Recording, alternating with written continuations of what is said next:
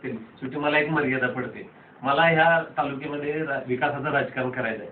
मी जर अध्यक्षासोबत नाही जात गेलो तर मी काम कसं करणार? इकडून भाजपचा विरोध, इकडून सेनेचा विरोध, मग माझी मध्ये तर गळचेपी होणार. मी विकास कसं करणार? लोकांनी माझ्यावर विश्वास ठेवलाय, लोकांनी माझ्यावर माझ्याकडून अपेक्षा आहेत, इथला विकास झाला पाहिजे. माझे दुसरे 2-3 सहकारी त्यांना चांगलं मतदान दिले, मी चांगला पर्याय दिलाय आटपाडी शहरात, तर मी त्यांचे प्रश्न कसे सोडवणार?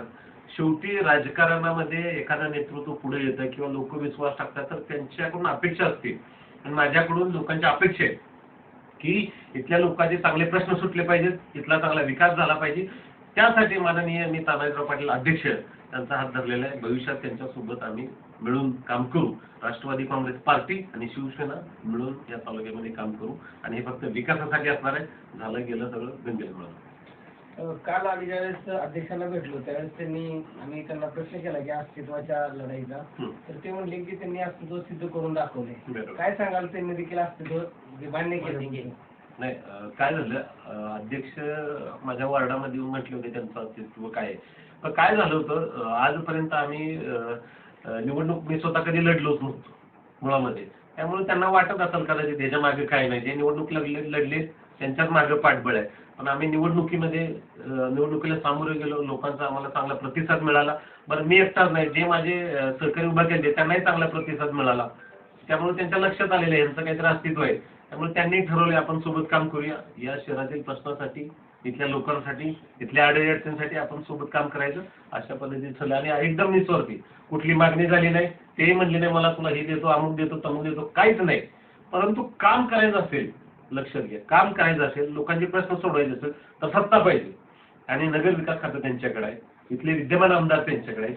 त्यामुळे ही सगळी भूमिका लक्षात घेऊन आम्हाला लोकांचे प्रश्न सोडवायचे आहेत, हे भूमिका घेऊन आम्ही त्यांच्यासोबत जायचं ठरवलेलं आहे. आगामी जिल्हा परिषद पंचायत समिती निवडणुकीमध्ये तुम्ही किती जागांवर दावा करणार आहे? आता त्या संदर्भात चर्चा करणार आहे. त्या संदर्भात माननीय मी राजेंद्र देशमुख यांच्याशी चर्चा करणार आहे. हर्षवर्धन आहे त्यांच्याशी चर्चा करणार आहे. आमचे विनायक मसाल साहेब आहेत त्यांच्याशी चर्चा करणार आहे. परंतु नक्की 100% अध्यक्षासोबत असणार येणाऱ्या निवडणूक. संपूर्ण राष्ट्रवादी अध्यक्षांसोबत असतील का तुम्ही आणि तुमच्या सोबतचे सहकारी? बघा, मी राष्ट्रवादी काँग्रेस पार्टीचा जिल्ह्याचा युवक अध्यक्ष आहे. मी हा निर्णय करत असताना माननीय निशिकांतदादा पाटील आमचे जिल्ह्याचे अध्यक्ष आहेत, माझे नेते, त्यांच्याशी चर्चा करूनच घेतलेला आहे. ते म्हटले तुला कसं सोयीस्कर वाटते तो निर्णय कर. भविष्यात सुद्धा मी त्यांच्याशी चर्चा केलेली, भविष्यात सुद्धा राष्ट्रवादी काँग्रेस पार्टी ही माननीय अध्यक्ष तानाजी पाटील आणि शिवसेनेसोबत असणार. अण्णांना तुम्ही बोललाय का की आपण त्यांच्यासोबत जायचंय? आता पहिल्या टप्प्यात काही बोलणं झालेलं आहे. माननीय हर्षवर्धन देशमुख आहेत त्यांच्या संदर्भात त्यांची चर्चा झालेली आहे.